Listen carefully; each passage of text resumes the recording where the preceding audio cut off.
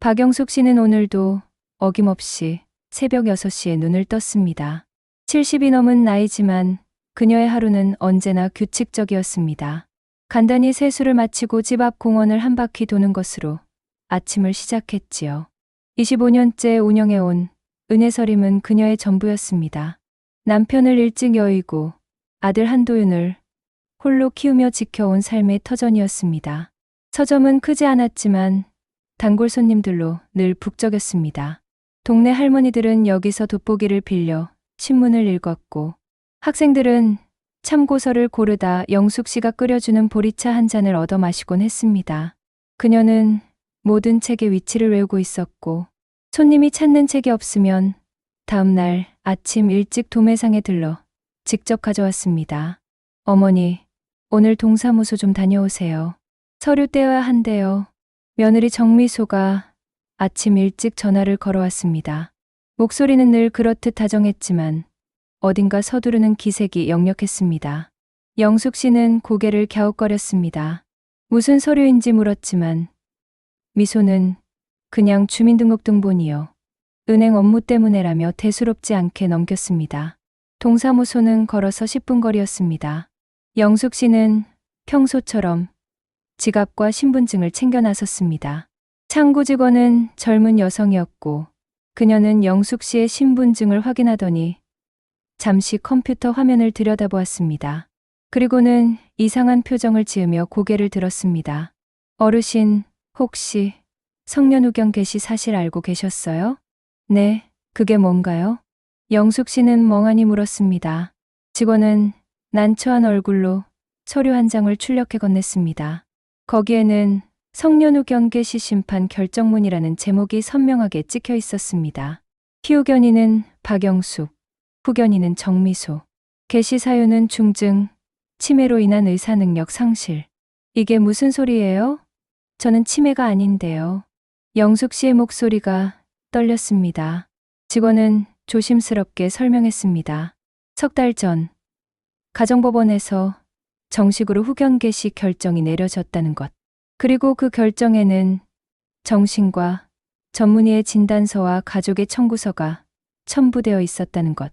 영숙 씨는 그 어떤 것도 들어본 적이 없었습니다. 며느님께서 청구하신 거예요.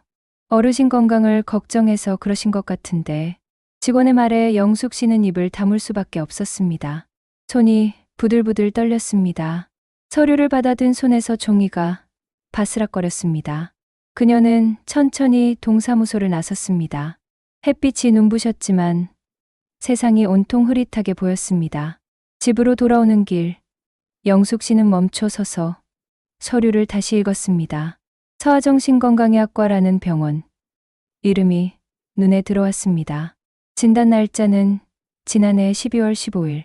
그날 그녀는 분명 서점에서 연말 정산 서류를 정리하고 있었습니다. 병원에 간 적도 없었습니다. 이건 말이 안 돼요. 영숙 씨는 중얼거렸습니다. 그리고 집에 도착하자마자 서랍을 뒤지기 시작했습니다. 통장, 인감증명서, 부동산 등기부등본. 모든 것이 제자리에 있었습니다. 하지만 뭔가 이상했습니다. 통장 거래 내역을 보니 2달 전부터 정미소의 이름으로 대리인 출금이 여러 차례 있었습니다. 금액은 크지 않았지만 영숙 씨가 허락한 적은 단 한 번도 없었습니다. 그날 저녁 아들 한도윤이 집에 들렀습니다. 그는 대기업 과장으로 늘 바빴지만 일주일에 한 번은 어머니를 찾아왔습니다. 영숙 씨는 떨리는 손으로 서류를 내밀었습니다. 도윤아, 이게 뭐니? 내 아내가 날 치매 환자로 만들었다는데? 도윤은 서류를 받아들더니 눈을 크게 떴습니다. 그의 얼굴이 창백하게 변했습니다. 어머니, 이게 대체 무슨... 너도 몰랐니? 영숙 씨는 아들의 눈을 똑바로 바라보았습니다. 도윤은 고개를 저었습니다. 하지만 그의 눈빛 어딘가에 미세한 동요가 스쳤습니다. 영숙 씨는 그것을 놓치지 않았습니다. 정말 몰랐니? 어머니, 제가 왜 이런 걸 알겠어요. 미소가 뭔가 착각한 것 같아요. 제가 물어볼게요. 도윤은 황급히 전화를 걸었습니다. 하지만 정미소는 전화를 받지 않았습니다. 영숙 씨는 아들의 뒷모습을 바라보며 깊은 한숨을 내쉬었습니다. 무언가 크게 잘못되었다는 것을 그녀의 본능이 말하고 있었습니다. 그날 밤 영숙 씨는 잠을 이룰 수 없었습니다. 천장을 바라보며 지난 일들을 하나하나 떠올렸습니다. 며느리 정미소는 늘 친절했습니다. 명절마다 선물을 챙겨왔고 전화로 안부를 물었습니다. 하지만 언제부턴가 그녀는 영숙 씨에게 서류에 도장을 찍어달라는 부탁을 자주 했습니다. 은행 업무 때문에요. 세금 때문에요. 보험 때문에요. 영숙 씨는 며느리를 믿었고 별 생각 없이 도장을 찍어주곤 했습니다. 그게 이런 일로 이어질 줄은. 영숙 씨는 어둠 속에서 눈물을 흘렸습니다. 자신이 바보 같았다는 생각이 들었습니다. 하지만 동시에 분노가 치밀어 올랐습니다. 자신의 이름으로, 자신의 정신으로 살아온 70평생이 단 한 장의 서류로 부정당했다는 사실이 견딜 수 없었습니다. 다음 날 아침, 영숙 씨는 결심했습니다.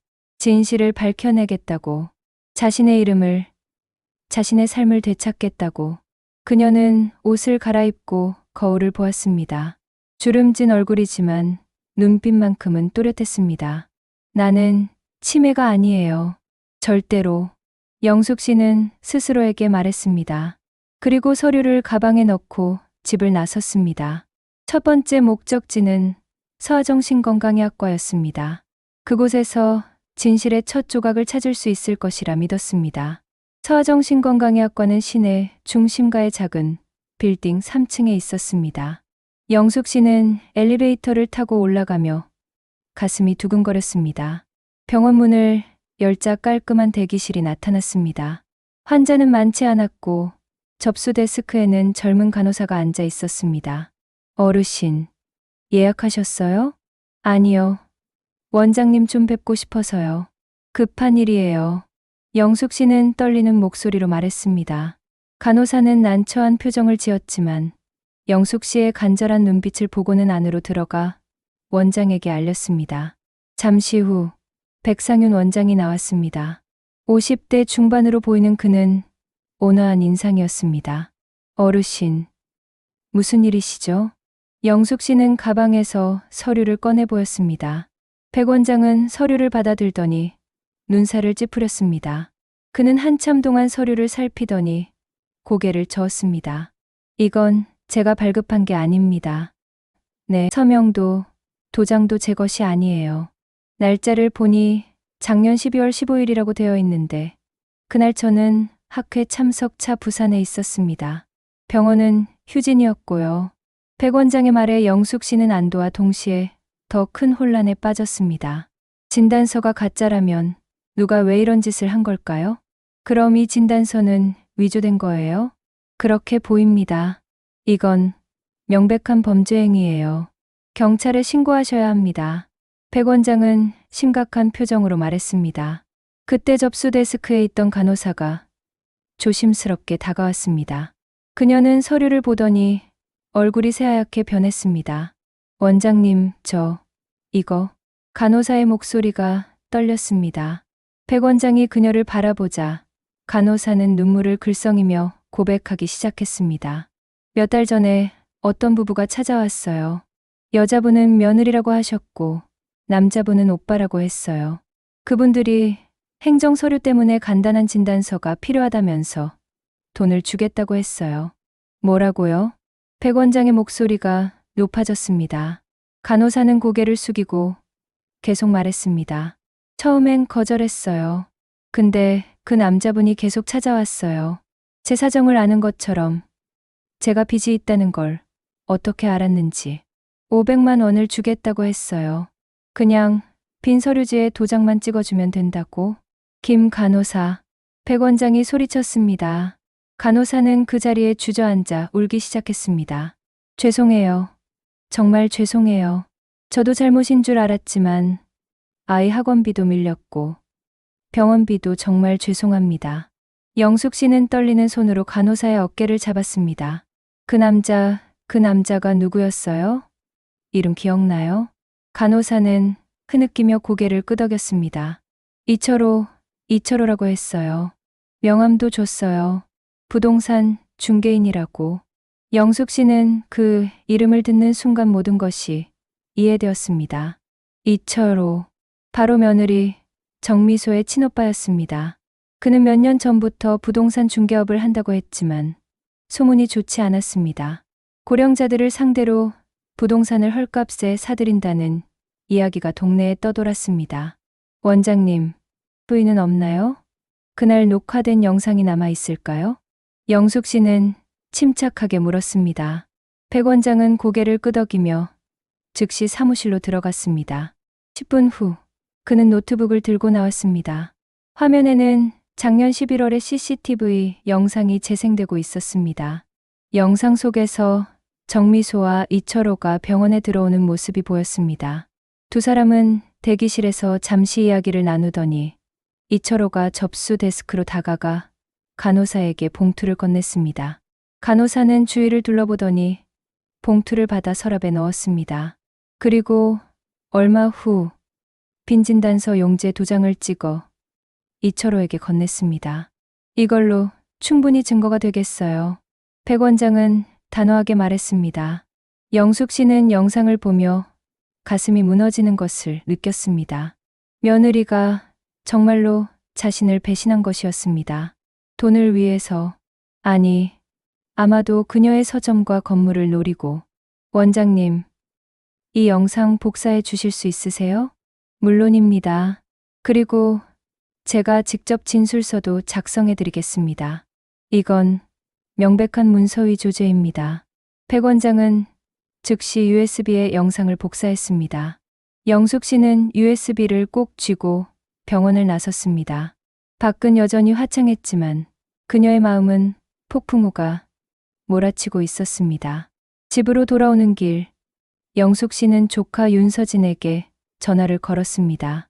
서진은 서울의 대형 로펌에서 사무장으로 일하고 있었습니다.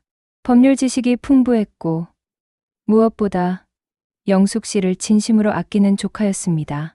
고모, 무슨 일이세요? 서진아, 고모가 큰일 났어. 지금 당장 올 수 있니? 영숙 씨의 다급한 목소리에 서진은 즉시 알아차렸습니다. 지금 출발할게요. 2시간 안에 도착할게요. 고모, 진정하시고 기다리세요. 전화를 끊고 영숙 씨는 집 앞 벤치에 앉았습니다. 지나가는 사람들이 그녀에게 인사를 건넸지만 그녀는 제대로 대답하지 못했습니다. 머릿속이 복잡했습니다. 어떻게 며느리가 이럴 수 있을까? 아들은 정말 몰랐을까? 아니면 알면서도 모른 척한 걸까? 2시간 후 윤서진이 도착했습니다. 35세 당찬 여성인 그녀는 영숙 씨를 꼭 껴안았습니다. 고모, 괜찮으세요? 응, 괜찮아. 이제는 괜찮을 거야. 영숙 씨는 서진에게 모든 것을 설명했습니다. 동사무소에서 받은 서류, 병원에서 확인한 위조 진단서, CCTV 영상까지. 서진은 서류들을 꼼꼼히 살피더니 입술을 깨물었습니다. 고모, 이건 단순한 문서 위조가 아니에요. 성년후견 제도를 악용한 거예요. 이런 케이스는 최근 들어 급증하고 있어요. 고령자의 재산을 노리고 법적으로 무능력자로 만드는 수법이죠. 그럼 어떻게 해야 하니? 일단 후견 개시, 결정 취소 심판을 청구해야 해요. 그리고 경찰에 문서 위조, 사기 혐의로 고소해야 하고요. 하지만 고모, 더 중요한 게 있어요. 서진은 영숙 씨의 손을 꼭 잡았습니다. 저들이 왜 이런 짓을 했는지 알아야 해요. 고모 명의로 된 재산이 뭐가 있죠? 영숙 씨는 잠시 생각하더니 대답했습니다. 이 건물이야. 서점이 있는 이 건물. 시가로 15억 정도 된다고 들었어. 서진의 눈빛이 날카로워졌습니다. 바로 그거예요. 저들은 고모를 후견 아래 두고 건물을 헐값에 처분하려는 거예요. 아마 이미 매수자를 물색했을 거예요. 그럼 우리가 먼저 움직여야겠네. 영숙 씨는 침착하게 말했습니다. 서진은 고개를 끄덕이며 미소 지었습니다. 고모, 저를 믿으세요. 저들이 판덫에 저들을 빠뜨릴 거예요. 그날 저녁 두 사람은 작전을 짰습니다.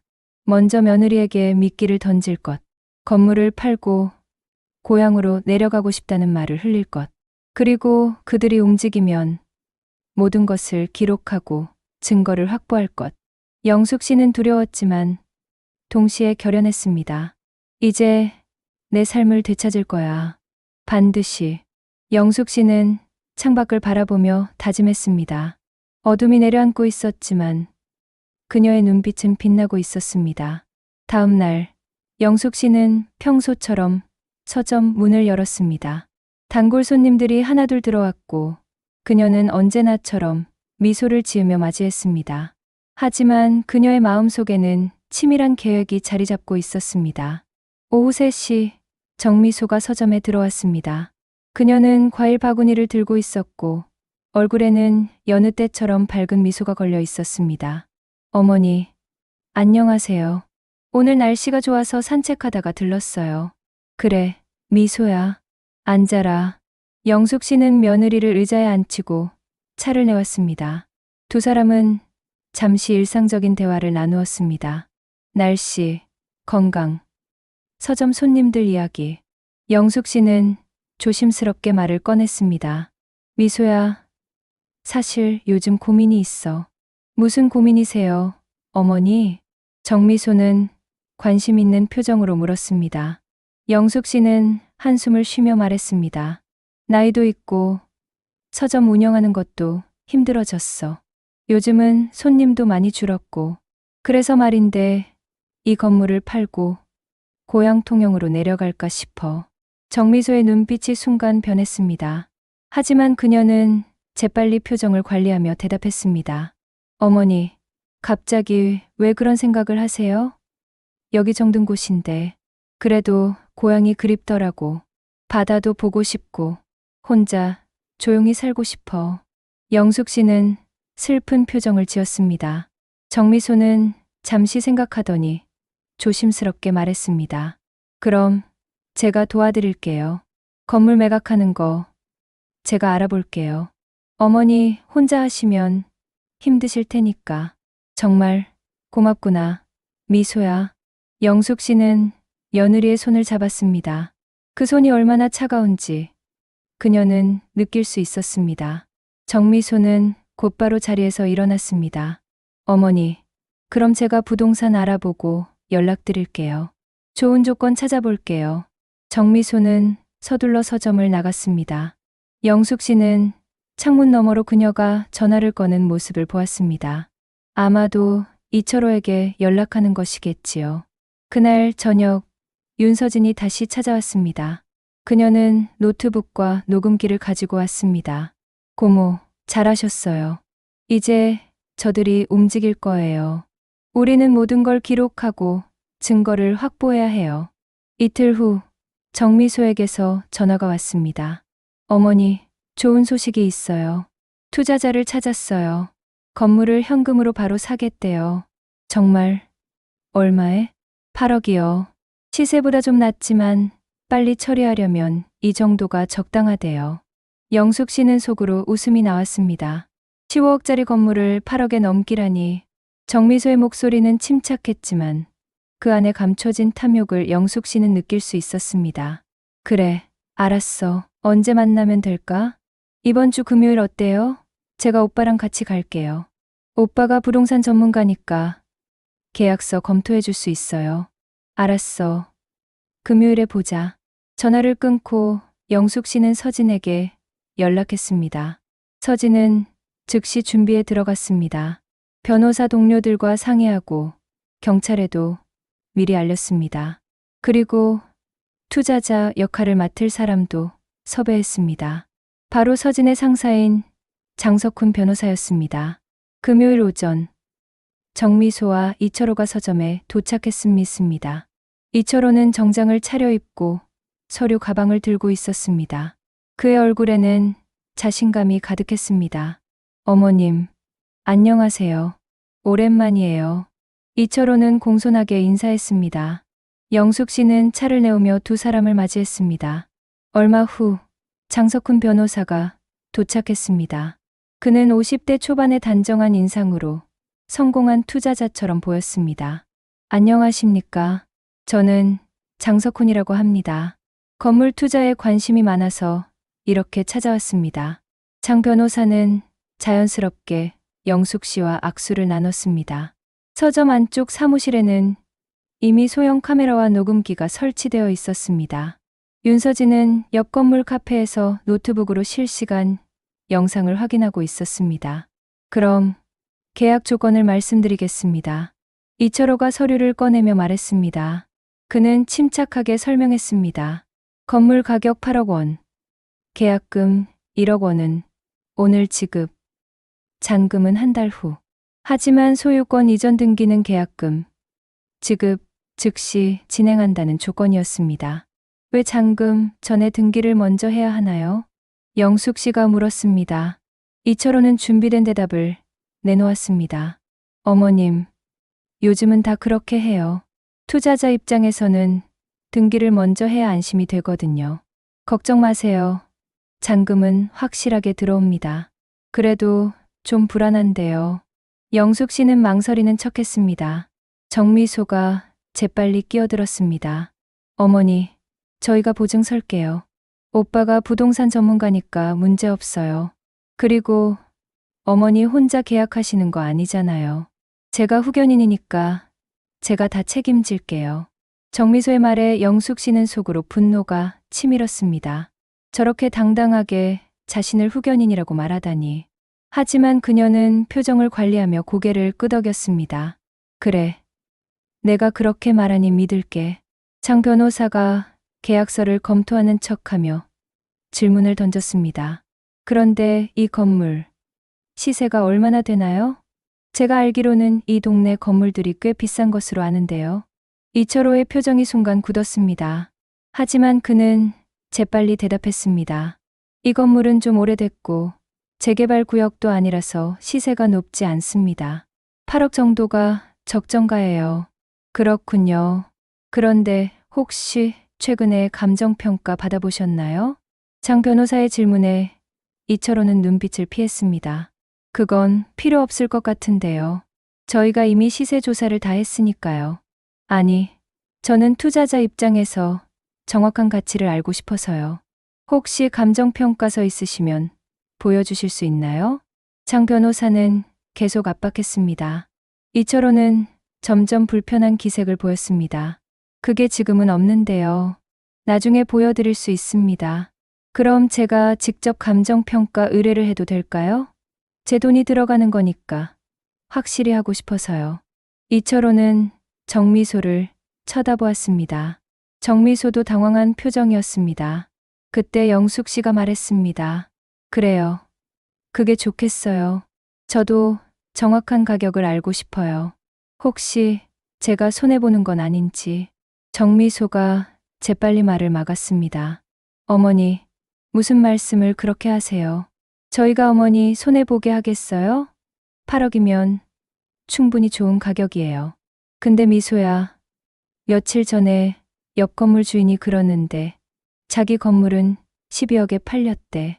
우리 건물이랑 크기도 비슷하고 위치도 비슷한데 왜 우리는 8억밖에 안 되는 거니? 영숙 씨의 질문에 이철호의 얼굴이 붉어졌습니다. 그는 목소리를 높였습니다. 어머님, 그 건물하고는 조건이 달라요. 우리 건물은 임대 수익도 별로 없고 노후화도 심해서. 노후화요? 제가 작년에 리모델링 다 했는데요. 3천만 원이나 들여서요. 영숙 씨는 침착하게 반박했습니다. 분위기가 이상해지기 시작했습니다. 이철호는 서류를 정리하며 말했습니다. 어머님, 계약하실 건가요? 말 건가요? 저희도 바쁜 사람들이에요. 그의 목소리에는 짜증이 섞여 있었습니다. 영숙 씨는 잠시 침묵하더니 입을 열었습니다. 계약하죠. 근데 한 가지만 물어볼게요. 이 계약서 정성스럽게 만들었네요. 마치 지난번 제 진단서처럼요. 순간 신뢰가 조용해졌습니다. 이철호와 정미소의 얼굴이 창백해졌습니다. 영숙 씨는 가방에서 서류를 꺼내 테이블에 놓았습니다. 바로 위조된 진단서였습니다. 이게 뭔지 알죠? 당신들이 만든 가짜 진단서요. 어머니, 그게 무슨... 정미소가 변명하려 했지만 영숙 씨는 손을 들어 막았습니다. 그리고 노트북을 켰습니다. 화면에는 서아정신건강의학과의 CCTV 영상이 재생되기 시작했습니다. 이철호가 간호사에게 돈을 건네는 장면, 정미소가 대기실에서 기다리는 장면이 선명하게 보였습니다. 이건 어디서 났어요? 이철호가 벌떡 일어섰습니다. 그의 얼굴에서 자신감은 온데간데 없었습니다. 백상윤 원장님이 주셨어요. 당신들이 진단서를 위조한 증거예요. 그리고 김 간호사도 자백했어요. 당신이 500만 원을 주고 도장을 찍게 했다고요. 영숙 씨의 목소리는 떨리지 않았습니다. 오히려 단호하고 차가웠습니다. 정미소는 눈물을 흘리며 무릎을 꿇었습니다. 어머니, 죄송해요. 정말 죄송해요. 제가 잘못했어요. 지금 와서 사과해서 뭐해요? 당신은 날 치매 환자로 만들었어요. 내 이름을 빼앗았어요. 내 인생을 짓밟았어요. 영숙 씨는 소리쳤습니다. 그동안 참았던 분노가 터져나왔습니다. 이철호는 서류를 집어들고 문 쪽으로 달려갔습니다. 하지만 문이 열리자 경찰 2명이 들어섰습니다. 이철호 씨, 정미소 씨, 문서 위조 및 사기 혐의로 체포합니다. 경찰은 차분하게 말하며 수갑을 꺼냈습니다. 이철호는 발버둥 쳤지만 소용없었습니다. 정미소는 그 자리에 주저앉아 울기만 했습니다. 어머니, 제발 용서해 주세요. 저도 오빠가 시키는 대로 한 것뿐이에요. 저도 피해자예요. 피해자? 당신이? 영숙 씨는 차갑게 웃었습니다. 피해자는 나예요. 당신들이 내 삶을 망쳤어요. 이제 그 대가를 치러야죠. 경찰은 2사람을 끌고 나갔습니다. 서점은 다시 조용해졌습니다. 장 변호사가 영숙 씨의 어깨를 두드렸습니다. 잘하셨습니다. 용기 있는 결정이었어요. 윤서진도 카페에서 뛰어와 영숙 씨를 껴안았습니다. 고모, 정말 대단하세요. 이제 다 끝났어요. 하지만 영숙 씨는 알고 있었습니다. 아직 끝나지 않았다는 것을. 아들 한도윤이 남아 있었습니다. 그는 정말 몰랐을까? 아니면 알면서도 방관했을까? 그날 저녁 한도윤이 집에 찾아왔습니다. 그는 눈이 충혈되어 있었고 얼굴은 초췌했습니다. 어머니, 미안해요. 정말 몰랐어요. 정말. 영숙 씨는 아들을 똑바로 바라보았습니다. 한도윤은 고개를 숙였습니다. 알았어요. 어느 정도는 알았어요. 미소가 어머니 서류를 자꾸 가져간다는 걸. 근데 설마 이렇게까지 할 줄은 진짜 몰랐어요. 어느 정도 알았으면서도 막지 않았다는 게 그게 더 나쁜 거 아니니? 영숙 씨의 목소리는 차가웠습니다. 한도윤은 울먹였습니다. 죄송해요. 어머니, 제가 나약했어요. 저도 벌을 받아야 해요. 영숙 씨는 한참 동안 침묵했습니다. 그리고 천천히 입을 열었습니다. 도윤아, 너도 조사받게 될 거야. 경찰이 너한테도 연락할 거야. 내가 얼마나 관여했는지 밝혀질 거야. 알아요. 받아들일게요. 한도윤은 고개를 숙인 채 서점을 나갔습니다. 영숙 씨는 그의 뒷모습을 바라보며 깊은 한숨을 쉬었습니다. 가족이라는 이름이 이렇게 무너질 수 있다는 것이 슬펐습니다. 하지만 그녀는 알고 있었습니다. 이제 자신의 삶을 되찾아야 한다는 것을. 누구의 후견 아래가 아닌 자신의 이름으로. 재판은 한 달 후에 시작되었습니다. 영숙 씨는 윤서진과 함께 법원에 출석했습니다. 피고인석에는 이철호와 정미소가 앉아 있었습니다.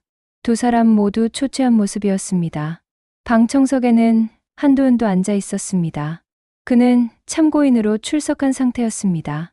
재판장이 입장하고 재판이 시작되었습니다. 검사는 차근차근 사건의 전말을 설명했습니다. 위조된 진단서, 성년 후견 제도의 악용, 부동산 사기 시도까지 모든 증거가 명확했습니다.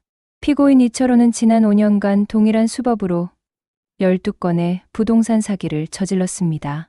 고령자들을 대상으로 위조 진단서를 만들고 성년후견인을 자신의 가족으로 지정한 뒤 부동산을 헐값에 빼돌렸습니다. 피해액만 총 50억 원에 달합니다. 검사의 말에 방청석에서 탄식이 흘러나왔습니다. 영숙 씨는 이철호를 바라보았습니다. 그는 고개를 숙이고 있었지만 후회하는 것 같지는 않았습니다. 오히려 들킨 것을 아쉬워하는 표정이었습니다. 피고인 정미소는 공범으로서 시어머니를 배신하고 위조 서류 작성에 적극 가담했습니다. 그녀는 오빠 이철호의 지시를 받았다고 주장하지만 모든 과정에서 자발적으로 참여한 정황이 명확합니다. 검사가 증거물을 제시했습니다. 정미소가 영숙 씨의 도장을 몰래 찍은 여러 서류들, 은행 거래, 내역, 그리고 이철호와 주고받은 문자 메시지들. 문자에는 어머니가 의심하면 어떡하죠? 정미소의 질문에 괜찮아. 어차피 치매 환자로 만들 거니까 증언도 못해라는 이철호의 답변이 있었습니다. 그 문자를 보는 순간 영숙 씨는 가슴이 무너지는 것을 느꼈습니다. 자신을 그렇게 생각했다니. 윤서진이 그녀의 손을 꼭 잡았습니다. 고모, 괜찮으세요? 응, 괜찮아. 이제 다 끝나가잖아. 증인 신문 시간이 되었습니다. 백상윤 원장이 증인석에 섰습니다. 그는 차분하게 진술했습니다. 저는 박영숙 씨를 진료한 적이 없습니다. 문제의 진단서는 제가 발급한 것이 아니며 서명과 도장 모두 위조된 것입니다. CCTV 영상을 보시면 알겠지만 피고인들이 제 병원 간호사를 매수해 빈 서류에 도장을 찍게 했습니다. 다음으로 김 간호사가 증인석에 섰습니다. 그녀는 울면서 진술했습니다. 죄송합니다. 제가 돈에 눈이 멀어 큰 잘못을 저질렀습니다. 이철호 씨가 제 개인 정보를 알고 있었어요. 제 빚, 제 아이, 모든 걸 알고 있었어요. 그리고 협박과 회유를 동시에 했습니다. 500만 원을 주겠다고, 아무도 모를 거라고. 김 간호사는 이미 별도의 형사처벌을 받은 상태였습니다. 집행유예 2년과 사회봉사 명령을 받았습니다. 마지막으로 영숙 씨가 증인석에 섰습니다. 재판장이 물었습니다. 피해자 박영숙 씨, 피고인들의 행위로 인해 어떤 피해를 입으셨습니까? 영숙 씨는 잠시 숨을 고르고 입을 열었습니다. 저는 25년간 서점을 운영하며 성실하게 살아왔습니다. 제 이름으로, 제 의지로 모든 걸 결정하며 살았습니다. 그런데 며느리와 그의 오빠는 저를 치매 환자로 만들어 버렸습니다. 법적으로, 공식적으로. 저는 하루아침에 무능력자가 되었습니다. 영숙 씨의 목소리가 떨렸습니다. 하지만 그녀는 계속 말했습니다. 제일 무서웠던 건 제가 정말 치매인지 의심하게 됐다는 거예요. 내가 정말 그랬나? 내가 기억을 못하는 건가? 매일 밤 스스로를 의심했습니다. 그게 얼마나 고통스러운지 아십니까? 자신의 정신을 의심한다는 게. 방청석에서 흐느끼는 소리가 들렸습니다. 재판장도 엄숙한 표정이었습니다. 그리고 배신감이요. 가족이라고 믿었던 사람들이 저를 이용해 돈을 벌려 했다는 사실. 그게 제일 아팠습니다. 저는 그들을 믿었어요. 진심으로 가족이라고 생각했어요. 영숙 씨는 정미소를 바라보았습니다. 정미소는 고개를 숙이고 울고 있었습니다. 하지만 이제는 알아요. 진짜 가족은 혈연이 아니라 신뢰로 만들어진다는 걸. 저를 진짜로 걱정하고 도와준 사람은 조카 윤서진이었어요. 그 애가 없었다면 저는 정말로 모든 걸 잃었을 겁니다.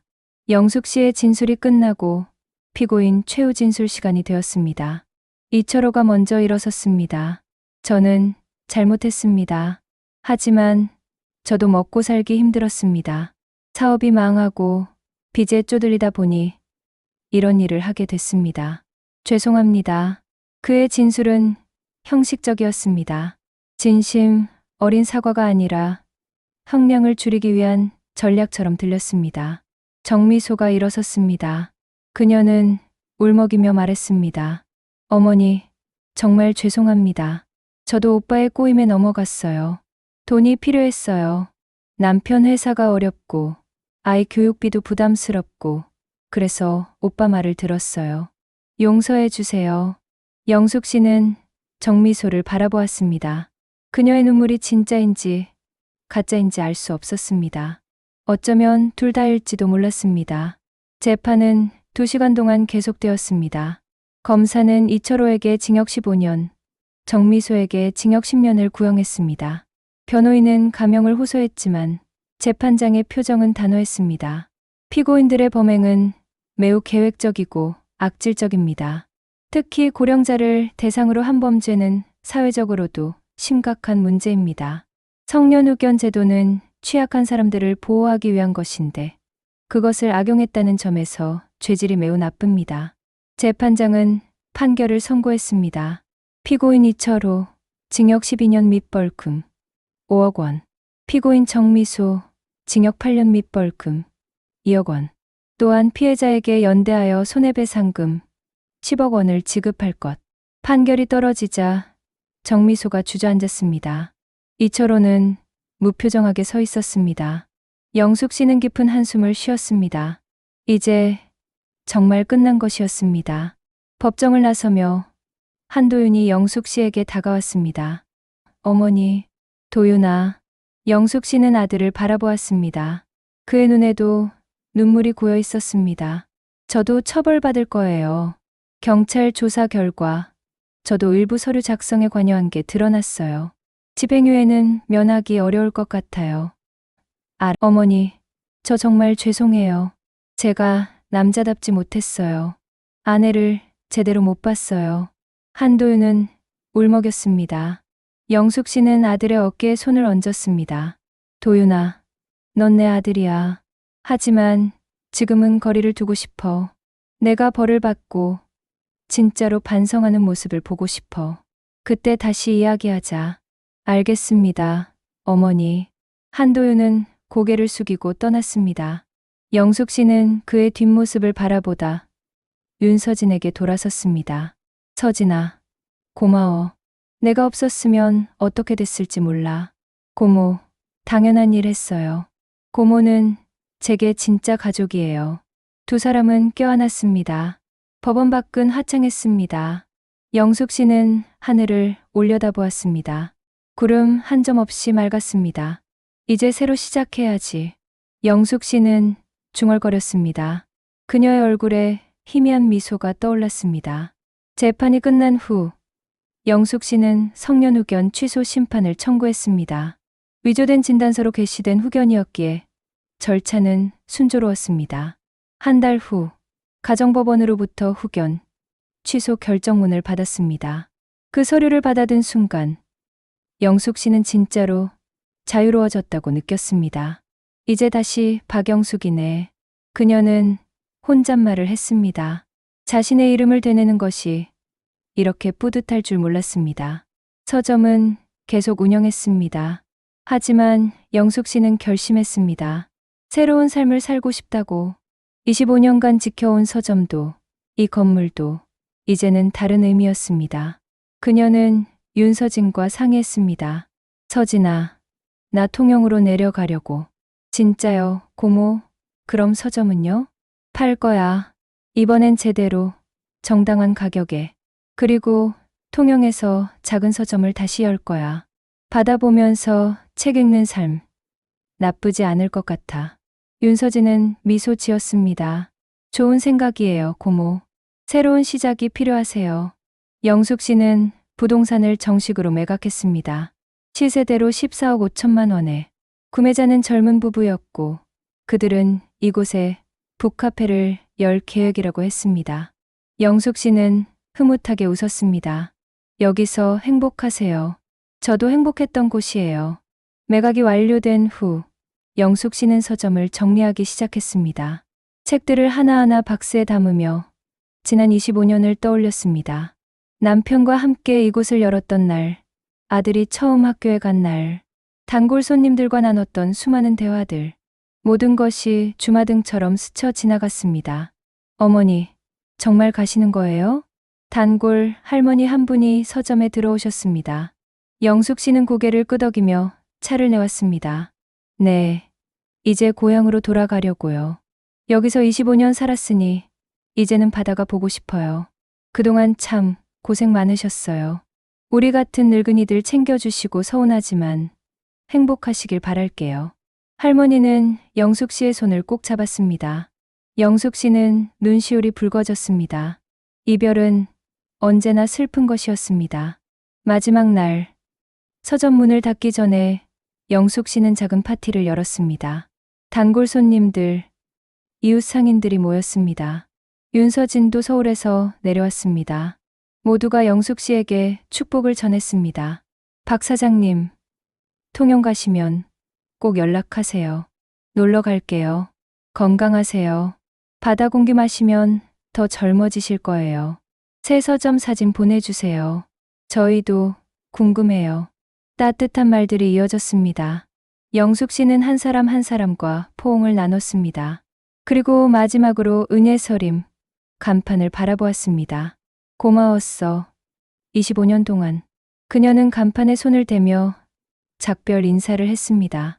다음 날 새벽 영숙 씨는 짐을 싣고 통영으로 떠났습니다. 윤서진이 운전을 맡았습니다. 차는 고속도로를 달렸고 창밖으로 봄 풍경이 펼쳐졌습니다. 고모, 떠나시는 거 후회 안 하세요? 아니, 전혀. 오히려 설레. 새로운 시작이잖아. 영숙 씨는 환하게 웃었습니다.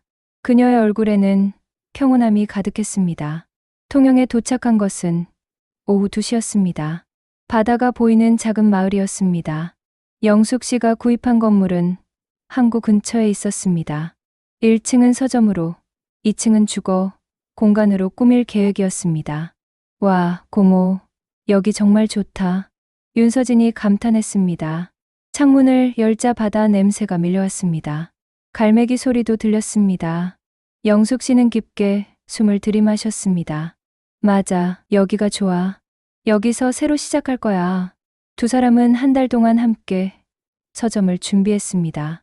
벽을 칠하고 책장을 설치하고 책들을 정리했습니다. 영숙 씨는 서울에서 가져온 책들과 함께 새로운 책들도 들여놓았습니다.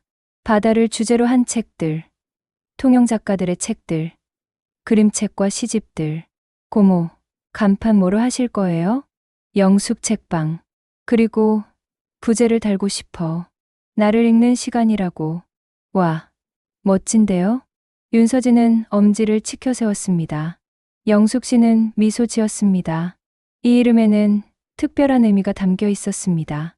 다른 사람이 아닌 자기 자신을 읽는 시간, 자신의 삶을 되찾은 기념이었습니다. 개업일은 5월 1일로 정했습니다. 봄이 깊어지고 바다가 가장 아름다운 계절이었습니다. 개업 소식을 듣고 마을 사람들이 하나둘 찾아왔습니다. 어르신, 서점을 여신다고요? 요즘 누가 책을 읽어요?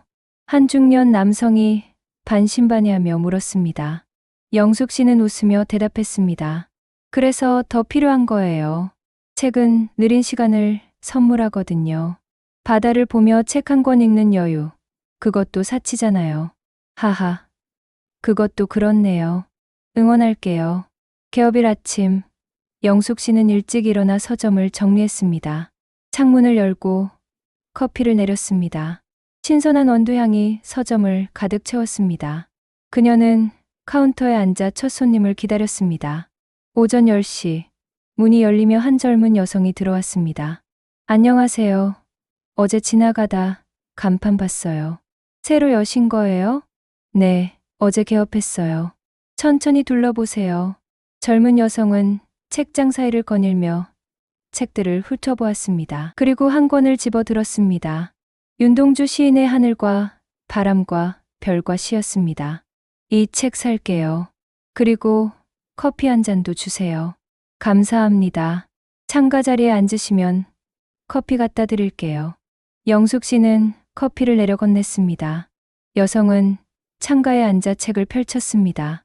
창밖으로는 바다가 보였고 햇살이 부서지고 있었습니다. 영숙 씨는 그 모습을 바라보며 행복을 느꼈습니다. 아, 이거구나. 내가 원했던 삶이. 첫날 5명의 손님이 찾아왔습니다. 많지는 않았지만 영숙 씨는 만족했습니다. 중요한 건 숫자가 아니라 질이었습니다. 책을 진심으로 사랑하는 사람들이 찾아오는 공간. 그게 그녀가 원하는 서점이었습니다. 저녁, 윤서진이 전화를 걸어왔습니다. 고모, 첫날 어땠어요? 좋았어. 정말 좋았어. 여기 오길 잘했어. 다행이다. 고모, 제가 주말에 또 내려갈게요. 고모 보고 싶어요. 그래. 올 때 친구들도 데려와. 고모가 맛있는 거 해줄게. 전화를 끊고 영숙 씨는 2층 베란다로 나갔습니다. 바다가 어두워지고 있었습니다. 별들이 하나둘 나타났습니다. 그녀는 커피 한 잔을 들고 난간에 기댔습니다. 남편, 나 여기 잘 왔어. 당신도 좋아할 것 같아. 그녀는 하늘을 보며 중얼거렸습니다. 남편이 떠난 지 10년이 넘었지만 여전히 그리웠습니다. 하지만 이제는 슬프지 않았습니다. 그와 함께했던 기억들이 따뜻하게 느껴졌습니다. 한 달이 지나고 서점은 조금씩 자리를 잡아갔습니다. 단골 손님들이 생겼고 입소문도 났습니다. 통영 항구에 감성 있는 서점이 생겼대. 관광객들도 찾아왔습니다.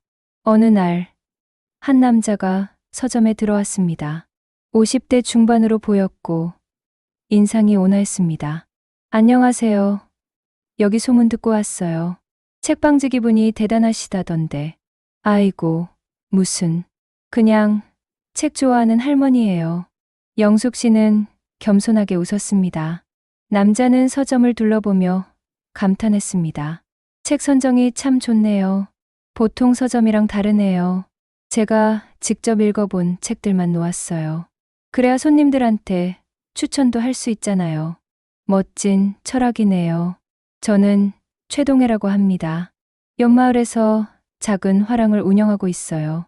아, 네. 반갑습니다. 최동혜는 그날 이후 자주 서점에 들렀습니다. 책을 사기도 하고 커피를 마시기도 했습니다. 영숙 씨와 그는 자연스럽게 친해졌습니다. 예술, 책, 인생에 대해 이야기를 나눴습니다. 사장님, 혹시 전시회 같은 거 생각 없으세요? 서점에서 작은 그림 전시도 하면 좋을 것 같은데. 오, 좋은 생각이네요. 어떻게 하면 될까요? 제가 도와드릴게요. 지역 작가들 소개해 드릴게요. 그렇게 해서 영숙 책방은 단순한 서점이 아니라 문화 공간이 되었습니다. 한 달에 한 번 작은 전시회를 열었고 가끔은 시낭송회도 열었습니다. 마을 사람들이 모여 함께 책을 읽고 이야기를 나눴습니다. 여름이 오고 서점은 더욱 활기를 띠었습니다. 관광객들이 많이 찾아왔고 영숙 씨는 하루하루가 즐거웠습니다. 그녀는 매일 아침 바다를 보며 커피를 마셨습니다. 그리고 서점 문을 열며 새로운 하루를 맞이했습니다. 어느 토요일 오후 낯선 사람이 서점에 들어왔습니다. 영숙 씨는 그를 보는 순간 가슴이 철렁했습니다. 아들 한도윤이었습니다. 어머니, 한도윤은 조심스럽게 다가왔습니다. 그는 많이 야위어 있었습니다. 영숙 씨는 침착하게 그를 바라보았습니다. 도윤아, 어떻게 여길? 서진이한테 주소 받았어요. 어머니, 죄송해요. 제가 정말 잘못했어요. 한도윤은 울먹였습니다. 영숙 씨는 그를 의자에 앉혔습니다. 차 한 잔 마셔. 진정하고. 한도윤은 차를 받아들며 고개를 숙였습니다. 어머니, 저 집행유예 3년 받았어요. 회사도 그만뒀어요. 지금은 작은 회사에서 다시 시작하고 있어요. 미소는 이혼했어요. 영숙 씨는 조용히 들었습니다. 한도윤은 계속 말했습니다. 어머니, 제가 얼마나 잘못했는지 이제야 알았어요. 돈이, 체면이 중요한 게 아니었어요. 가족이, 어머니가 중요한 거였어요. 너무 늦게 깨달았어요. 도윤아, 영숙 씨는 아들의 손을 잡았습니다. 늦지 않았어. 내가 진심으로 반성하고 있다는 걸 엄마는 알아. 하지만 시간이 필요해. 내가 정말로 변했는지 엄마는 천천히 지켜보고 싶어. 알겠습니다. 어머니, 기다릴게요. 평생이 걸려도 어머니 용서받을 거예요. 한도윤은 눈물을 흘렸습니다. 영숙 씨도 눈시울이 붉어졌습니다. 아들이 미웠지만 여전히 사랑했습니다. 그게 가족이었습니다. 도윤아, 점심 먹었니? 엄마가 밥 해줄게. 어머니, 한도윤은 영숙 씨를 껴안았습니다. 영숙 씨는 아들의 등을 토닥였습니다. 용서는 쉽지 않았지만 그래도 가능했습니다. 시간이 흐르면 그날 저녁 두 사람은 함께 식사를 했습니다. 어색했지만 조금씩 이야기를 나눴습니다. 한도윤은 어머니의 서점을 둘러보며 감탄했습니다. 어머니, 여기 정말 좋네요. 어머니가 행복해 보여서 다행이에요. 응, 엄마 여기서 행복해. 내가 원하던 삶이야.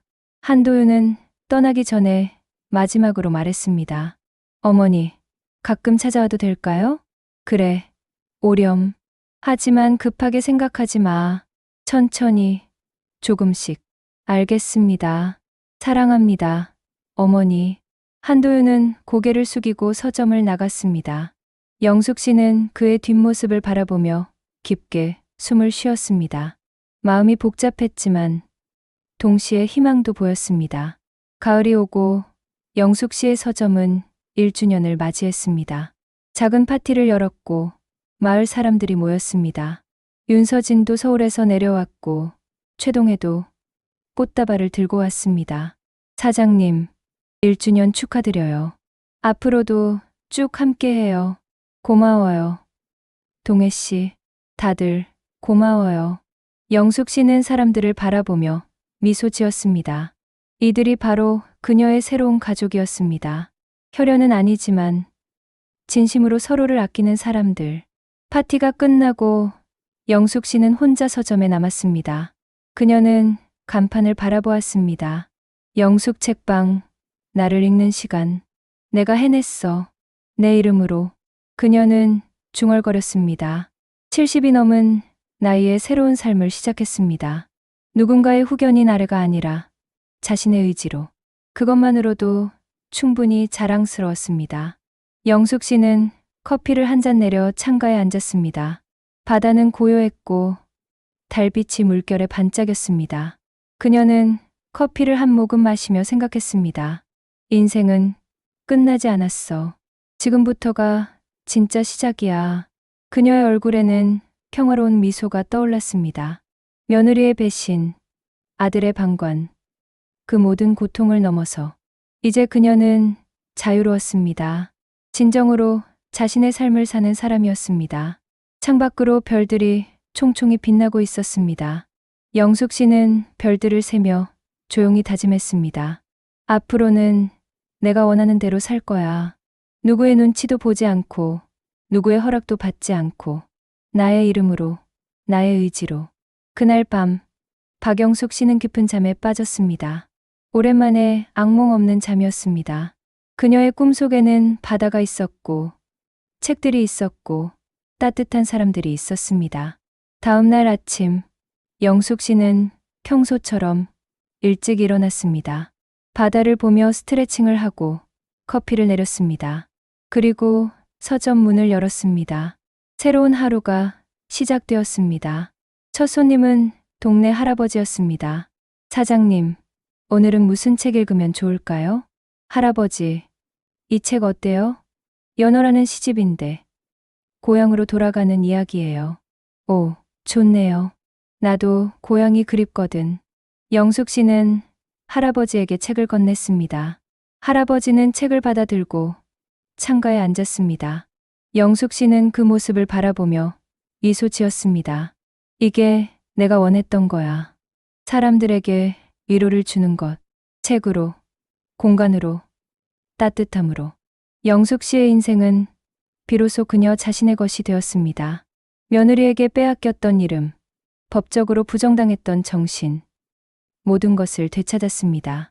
그리고 이제는 그 이상을 얻었습니다. 자유, 평화, 그리고 새로운 희망을. 박영숙 씨의 이야기는 끝이 아니라 새로운 시작이었습니다. 70의 나이에 다시 태어난 그녀는 앞으로도 계속 자신의 이름으로 살아갈 것입니다. 누구의 후견 아래가 아니라 나 자신의 주인으로. 영숙 씨는 다시 한번 다짐했습니다. 그리고 오늘도, 내일도 그녀는 영숙 책방의 문을 열 것입니다. 바다가 보이는 이 작은 서점에서 사람들과 책과 삶을 나누며 그날 이후 박영숙 씨의 인생은 비로소 그녀 자신의 이름으로 다시 시작되었습니다.